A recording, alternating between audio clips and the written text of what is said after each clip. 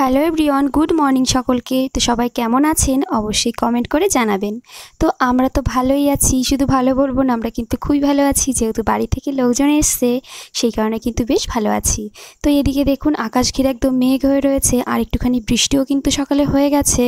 তো এখন এই যে দেখুন কেউ এখনও ঘুম থেকে ওঠেনি, তা আমি একটু আগেই ঘুম থেকে উঠে পড়েছি। তো এবারে সকালে উঠে মাছেদেরকে খেতে দিয়ে দিচ্ছি, কারণ সকালে উঠে সবার প্রথম কাজ থাকে ওদের খেতে দেওয়া, আর রাতে সবার শেষের কাজ থাকে ওদের খেতে দেওয়া। মানে সারা দিনে মাছেদের টোটালি আমরা দুবার খেতে দিই, কারণ বেশি খেতে দিলে কিন্তু মাছেরা মরে যায়। তো তারপর চলে এসেছি যে রান্নাঘরে সকালের কাজবাজ সেরে, আর আজ রান্না হচ্ছে কাবলি ছোলা। এখানে দেখুন প্রদীপ দ্বারা বসে রয়েছে আপনাদের দাদা ভাই, কিন্তু এই যে ময়দাটা আমাকে মেখে দিচ্ছে আর কি। সকালে যেহেতু লুচি হবে সেই কারণে ওদিকে আপনাদের দাদা ভাই একটু ময়দা মেখে দিচ্ছে। আর দাদাদের হচ্ছে আজকে আমাদের বাড়িতে দ্বিতীয় দিন, মানে আগামীকাল ওরা এসেছে, আর আজ হচ্ছে গিয়ে তার পরের দিনকার ভ্লগ। তো সকালে একটু করব কাবলি ছোলা আলু দিয়ে, মানে একটু তরকারি, আর তার সঙ্গে থাকবে লুচি।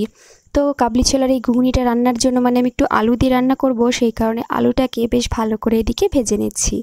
আলু দিয়ে কাবলি ছোলা রান্না করলে না, মানে ঝোলটাও বেশ একটু ঘন মতন হয়, আর খেতেও কিন্তু আমার কাছে বেশ ভালো লাগে, সেই কারণে এদিকে করছি। তো চলুন এবারে কি করে রান্না করি সেইটা আপনাদের সঙ্গে শেয়ার করি।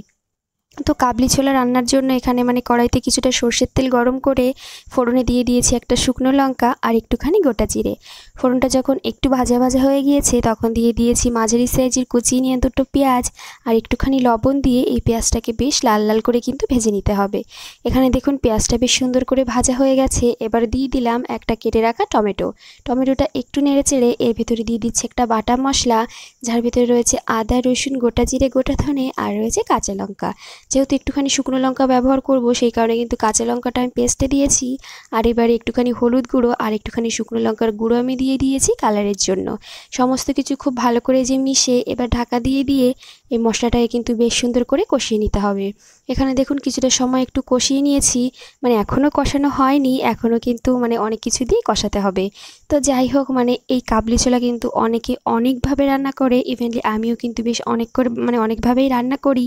তা আজ করছি একদম নর্মালভাবে, মানে সকালের টিফিনের জন্য যেরকমটা হয় আর কি। তো এখানে দেখুন মশলাটা মোটামুটি কষানো হয়ে গেছে, আর এবারে ভেজে রাখা আলুটা দিয়ে দিলাম। ভেজে রাখা আলু দিয়ে এবারে আলু আর মশলা খুব ভালো করে একটু উল্টে পাল্টে মিশিয়ে নিচ্ছি। মানে আলুটা একটু আগে দিলে কী হবে, আলুটা বেশ তাড়াতাড়ি করে সিদ্ধ হয়ে যাবে। তো এখানে দেখুন আলুটা কিছুটা সময় একটু সিদ্ধ করে নিয়ে এবারে কিন্তু মানে সেদ্ধ করে রাখা যে কাবলি ছোলাটা ছিল সেটা দিয়ে দিলাম। এবারে সমস্ত কিছু খুব ভালো করে মিশিয়ে নিয়ে খুব সুন্দর করে কিন্তু কষিয়ে নিতে হবে। মানে এই মশলাটা আর মানে সিদ্ধ করে রাখা এই কাবলি ছোলা ভেজে রাখা আলু সমস্ত কিছু খুব ভালো করে মিশিয়ে নিয়ে কষিয়ে নিলে এতে করে কিন্তু ঘুগনির টেস্টটা বেশ ভালো হবে, মানে এই কাবলি ছোলাটা আর কি। তা দেখুন 5 থেকে 6 মিনিট সময় ধরে মানে এই সমস্ত কিছু আমি কিন্তু খুব ভালো করে মানে কষিয়ে নিয়েছি। আর এইবারে দিয়ে দেব কিছুটা পরিমাণে গরম জল। আর এখানে কিন্তু অবশ্যই করে গরম জলই দিতে হবে। গরম জল দিলে না মানে এর যে রান্নার প্রসেসটা থাকে সেটা মানে কোনো রকমভাবে থেমে যাবে না, সেই কারণে কিন্তু গরম জলটা দেওয়াই ভালো। তা গরম জল দেখুন পরিমাণ মতন দিয়ে দিয়েছি। এবারে ঢাকা দিয়ে কিছুটা সময় কিন্তু রান্না করে নেব। আর এই কড়াইতে আমি একটু লুচি ভাজবো, সেই জন্য কিন্তু কড়াইটা যে চেঞ্জ করে নিয়েছি, মানে অন্য কড়াইতে কিন্তু বসিয়ে দিয়েছি, আর ওই কড়াইতে কিন্তু লুচিটা ভেজে নেব। তো এখানে দিয়ে দেখুন ঢাকাটা খুলে একটু নেড়ে চেড়ে দিচ্ছি, আবারও ঢাকা দিয়ে দেব।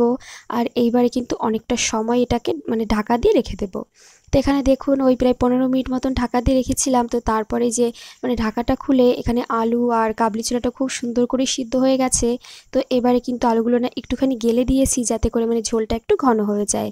তো এখন আমি নামিয়ে নেব। তো নামানোর আগে এখানে দিয়ে দিচ্ছি মানে যে চানা মশলাটা থাকে সেই মশলাটা কিছুটা গরম মশলা, একটুখানি ভেজে রাখা কাসুরি মেথি, আর দিয়ে দিলাম একটুখানি বাটার। এতে করে কিন্তু এর ফ্লেভারটা একদম অন্যরকম হয়ে যাবে, মানে একটা অন্যরকম টেস্ট লাগবে। তো সমস্ত কিছুই মোটামুটি দেওয়া হয়ে গেছে, আর এখানে কিন্তু আমার কাবলি ছোলা পুরো রেডি হয়ে গেছে। তো এবার ঢাকা দিয়ে রেখে দিলাম, এরপরেই কিন্তু নামিয়ে নেব। আর এখানে দেখুন আমার ময়দাও মাখা হয়ে গেছে, আর এবারে কিন্তু ঝটপট করে লুচিগুলো না ভেজে নিচ্ছি। তো আজকে কি হয়েছিল একদমই জানি না, একটা লুচিও কিন্তু মানে একদম ফুলে, যেমন এর আগের দিন আটার লুচি করেছিলাম সেগুলো না কি সুন্দর ফুল ছিল, আজকে কিন্তু ময়দার লুচিটাও মানে খুব একটা বেশি ফোলেনি, খুব একটা কি একদমই ফোলেনি। তো তারপরে যে এদিকে বৌদি দেখুন ঘুগনিগুলো না মানে সব প্লেটে প্লেটে সাজিয়ে নিচ্ছে, মানে সকলে এখন খাওয়া দাওয়া করবে তো সেই কারণে। তো এই যেখানে সিনিও মানে কটা লুচি বানিয়ে নিয়েছে, মানে ছোট ছোট লুচি, ওর একটা ছোট্ট বেলনি পিঁড়ি আছে সেইখানে কিন্তু লুচিগুলো না ও বেলে নিয়েছে, মানে ওর লুচি আর কি। তো এই যে এখানে প্লেটে প্লেটে মানে বাটিতে সব ঘুগনি নামানো হয়েছে, লুচিও রেডি। তাহলে চলুন এবার ঝটপট করে সকালের ব্রেকফাস্টটা সেরে নিই, কারণ সকালের খাবার খাওয়া শেষ হয়ে এরপর কিন্তু আবার চলে আসবো দুপুরে রান্নার জন্য। যেহেতু বাড়িতে আত্মীয় স্বজন, সেই জন্য রান্নাবান্নাটা কিন্তু একটু তাড়াতাড়ি করে নেওয়া হচ্ছে। তো এখানে যে মাংসটা ধুয়ে রাখা হয়েছে, এখানে ডালটাও বেশ আমি ইন্ডাকশানে সিদ্ধ করে নিয়েছি কাঁচা লঙ্কা, নুন আর হলুদ দিয়ে। আর দেখুন অন্য সাইডে কিন্তু এই যে প্রদীপ দা আজকে নিয়ে এসছে পুঁটি মাছ, এটা কিন্তু বাজারে গিয়ে দেখেছে বেশ বড় বড় সাইজের, আর সেই কারণে কিন্তু ওর পছন্দ হয়ও নিয়ে এসছে। তো এখানে দেখুন আমি রান্নাবান্নাটা মানে তুলে দিয়েছি। আর আজ রান্না করছি আমার মাটির একটা ছোট্ট উনুন আছে, সেই উনুনটাতে। এই উনুনটাতে কিন্তু আমি মাঝে মাঝেই রান্না করি, কারণ মাটির উনুনে এরকম বসে বসে রান্না করতে আমার কিন্তু বেশ ভালো লাগে।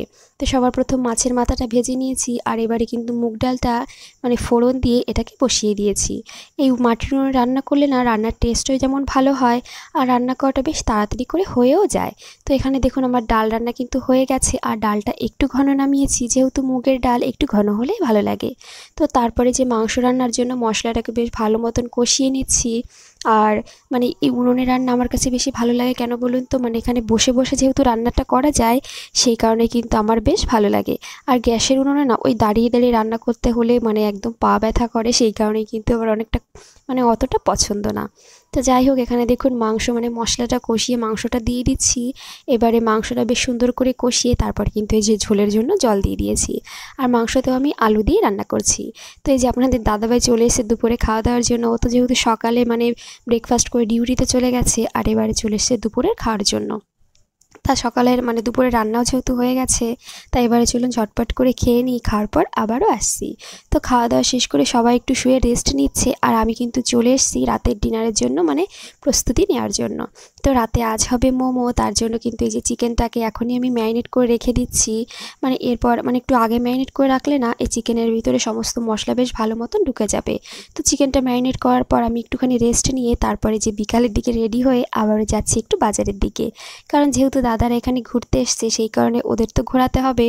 তাই এখানে মানে ওরা যেহেতু আমাকে ছাড়া একদমই যাবে না, সেই কারণেই কিন্তু আমিও একটু রেডি হয়ে নিয়েছি। ওদের বলেছিলাম ওদের যেতে, তা ওরা যাবে না আমাকে না নিয়ে।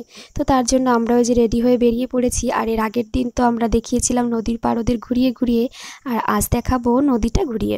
মানে নদীর ওখানে যে লঞ্চটা চলে সেখানেই কিন্তু আজকে ওদের নিয়ে যাওয়া হচ্ছে। মানে এই ভেসেলে করে আজকে আমরা ওই পারে যাব, আবার কিন্তু এই ভেসেলে করেই ব্যাক করব।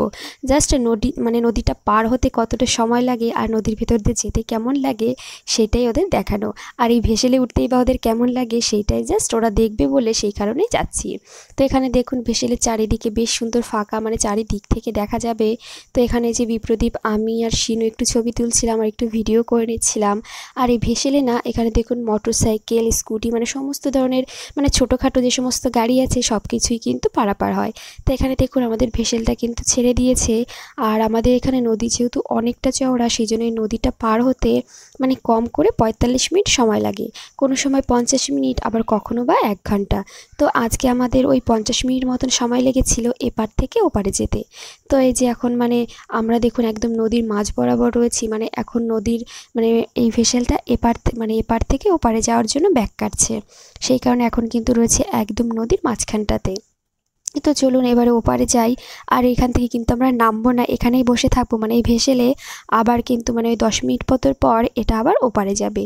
তো এই ভেসেলের ভেতরে কিন্তু ছোটোখাটো মানে টুকিটাকি খাওয়ার জিনিসের দোকানও ওঠে। মানে এখানে যেমন দেখুন লেবু চা বিক্রি হচ্ছে, মানে চা কফি, তারপরে মানে ছোটো ছোটো ঝালমুড়ির দোকান, এই সবই কিন্তু এই ভেসেলের উপরেই থাকে।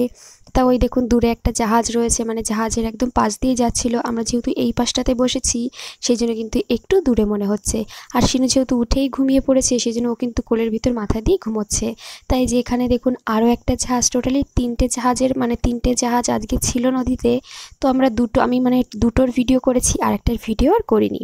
তো এখানে দেখুন ওই পারে যেতে যেতে কিন্তু প্রায় সন্ধ্যা হয়ে এসছে।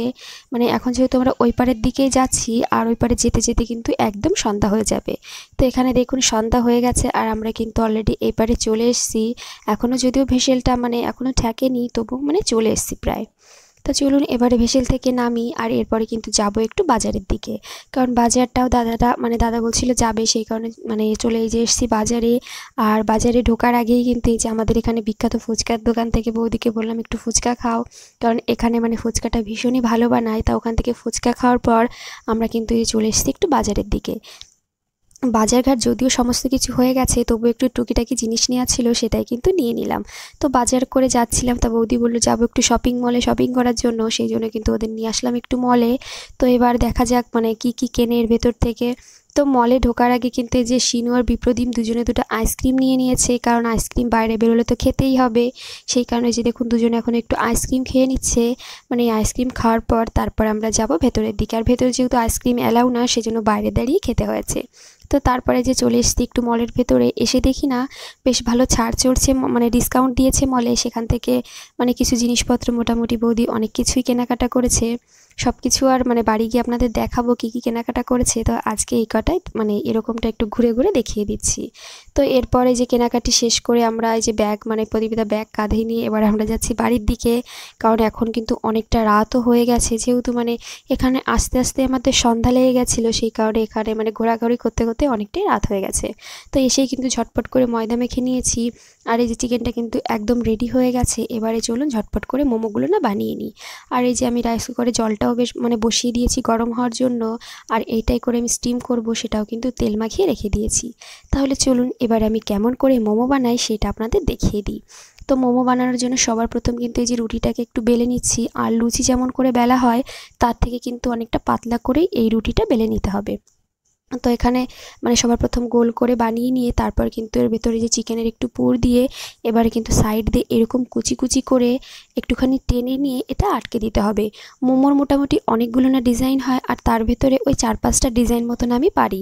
তো আজকে আমি 3টে ডিজাইনের মোমো বানাবো। নর্মালি একটা দেখিয়ে দিলাম এই ডিজাইনটা, দেখুন কত সুন্দর লাগছে না, একদম কিউট কিউট মোমো।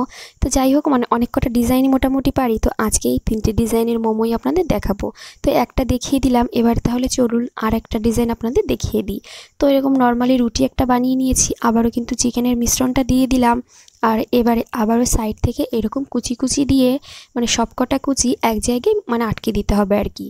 তো মোমোর কিন্তু সবকটা ডিজাইন একটু কুচি কুচি মতনই হয়, মানে সমস্ত ডিজাইনই, তো এটাও ওরকম। তো এটা দেখুন একটু পুটুলি মতন হয়েছে, আর এটাও দেখতে কিন্তু বেশ কিউট ছিল। তো এখানে মানে দুটো ডিজাইনের মোমো কিন্তু দেখানো হয়ে গেছে। এবারে সাইডে যে ডিজাইনটা রয়েছে এইটা আপনাদের দেখাবো। তো তার জন্য রুটিটা বেলে নিয়েছি, আর আবারও কিন্তু চিকেনের পুরোটা দিয়ে দিলাম। তো তারপর আবারও এরকম কুচি কুচি করে নিচ্ছি, আর সাইড থেকে কিন্তু টেনে এর সঙ্গে মিশিয়ে দিলেই আর একটা ডিজাইন হয়ে যাবে। মোটামুটি মানে এই মোমোর ডিজাইনগুলো দেখতেও যেমন সুন্দর, মানে খুব ভালো লাগে আমার কাছে আর কি।